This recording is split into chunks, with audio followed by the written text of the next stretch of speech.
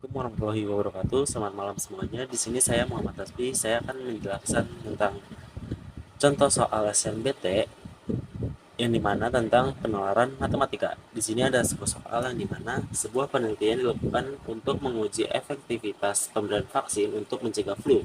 Penelitian dilakukan terhadap 1.000 pasien, di mana 500 diantaranya merupakan penerima vaksin dalam 3 bulan yang lalu, dan 500% lainnya bukanlah penerima vaksin. Kemudian masing-masing pasien dimintai keterangan apakah terkena flu dalam 2 bulan terakhir. Datanya kemudian dirangkum sebagai berikut. Ngentot.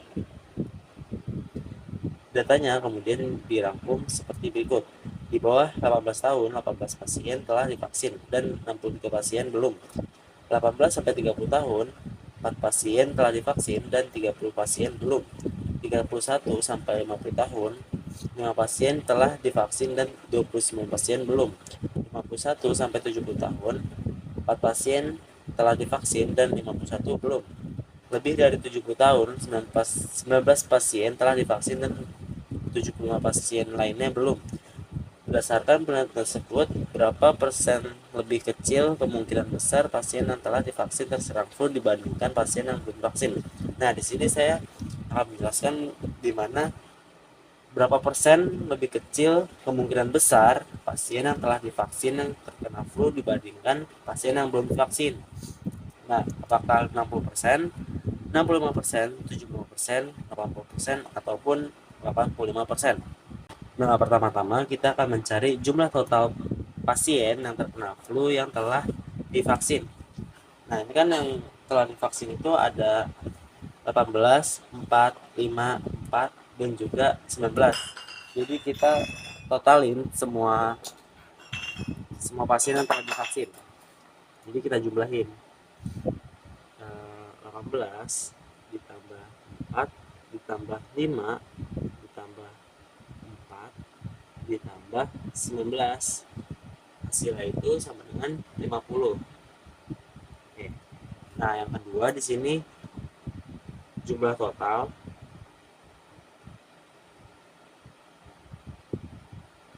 pasien yang terkena flu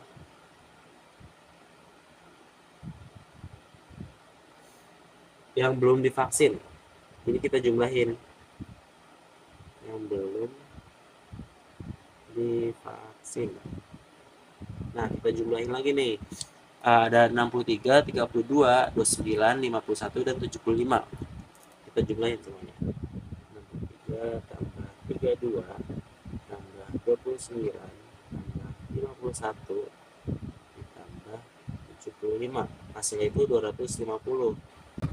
Nah, kalau dua-duanya udah ditotalin, kita akan mencari rasio persen yang telah divaksin dibandingkan yang belum divaksin. Jadi, rasionya itu 50 per 250 dikali 100%. Ini hasilnya 20%. Oke. Nah, kalau udah dapat rasionya, kemudian kita perlu mencari berapa persen lebih kecil daripada 100% terhadap 20%. Jadi persen lebihnya. Jadi persen lebih kecilnya itu kita kurangin. Jadi 100% dikurang 20% sama dengan 80%. Nah, sudah ketemu nih. Jadi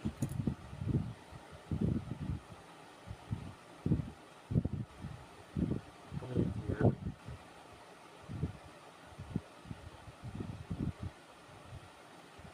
pasien yang telah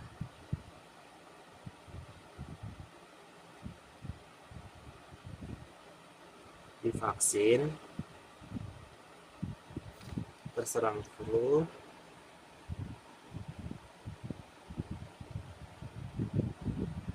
dibandingkan persen yang belum divaksin.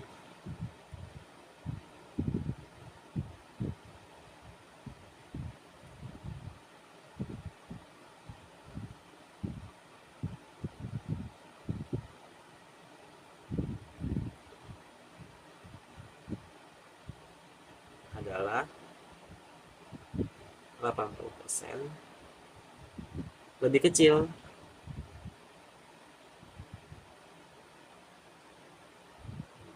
Jadi jawabannya yang D.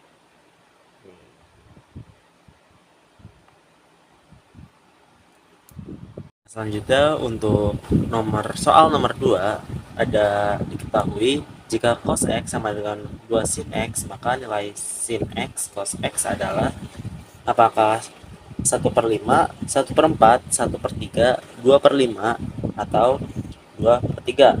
Nah, di sini yang kita ketahui kalau cos X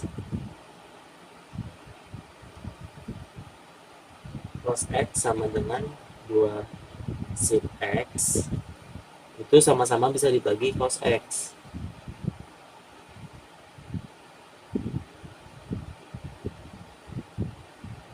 Nah, itu kalau di trigonometri sin X per cos X.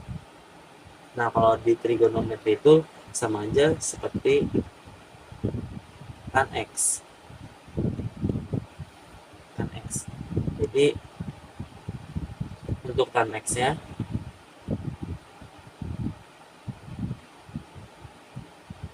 sama dengan 1/2. Nah, untuk tan X ini yang 1/2 bisa dibuat segitiga siku-siku.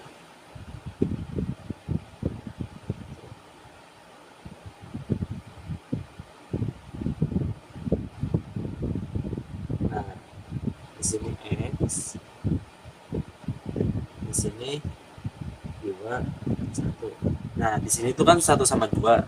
Bisa dibilang 2 sama 4, 3 sama 6, dan seterusnya. Tapi ini yang lebih kecil ya. Nah, untuk tan X sama dengan sisi depan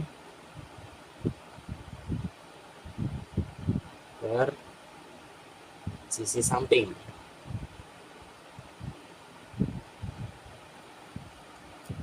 Nah, untuk sisi depan sama sisi sampingnya itu berarti di sini 1 kuadrat dikali 2 kuadrat sama dengan akar 5. Nah, kalau udah, ini panjang sisi miringnya itu akar 1 kuadrat kali 2 kuadrat sama dengan akar 5. Di sini kita bisa cari nih sin X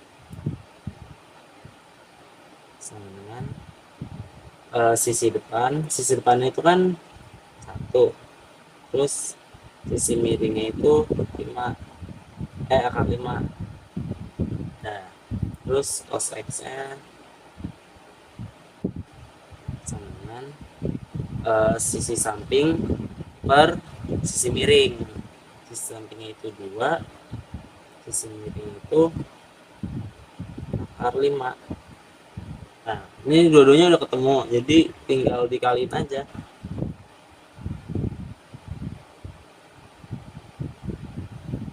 Jadi sin X cos X sama dengan 1 akar 5 dikali 2 akar 5 sama dengan 2/5. Nah, ini jawabannya. Untuk cos X sama dengan 2 sin X, maka nilai sin X cos X adalah 2/5. Jawabannya yang D. Nah, yang terakhir, soal yang ketiga ada dalam suatu kelas 12 murid laki-laki dan 16 murid perempuan. Rata-rata nilai ulangan matematika di kelas tersebut adalah 80.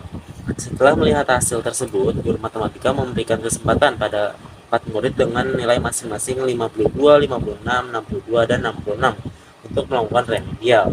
Diketahui bahwa nilai rata-rata peserta remedial naik 7 poin. Jika sebelum remedial rata-rata nilai ulangan murid laki-laki di kelas tersebut adalah 78, rata-rata nilai ulangan murid perempuan adalah apakah 80,5, 81, 81,5, 82 ataupun 82,5. Nah, di sini kita pertama-tama mencari jumlah total murid.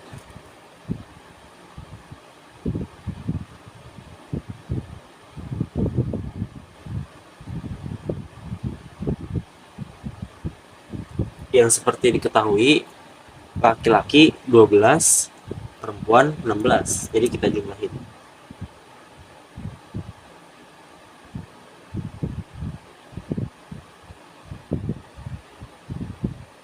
Dengan 28.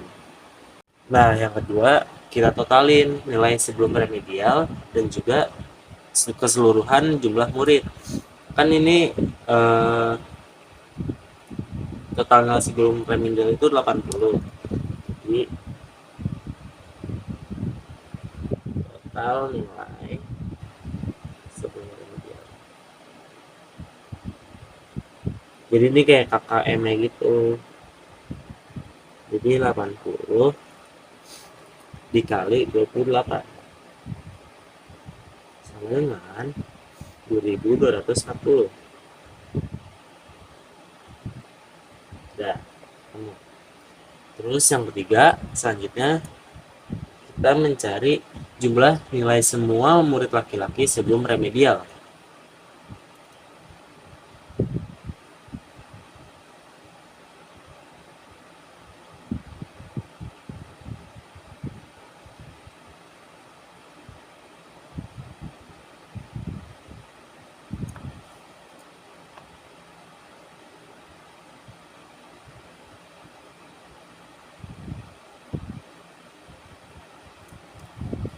Jadi jumlah nilai semua murid laki-laki sebelum remedial itu 12 dikali 78. Ini 12 ini jumlah total murid yang laki-laki.